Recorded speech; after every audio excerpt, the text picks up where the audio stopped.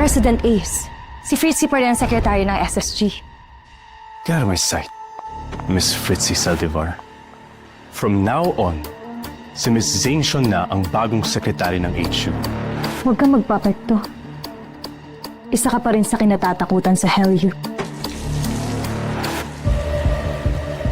Sorry, Supremo. SSG!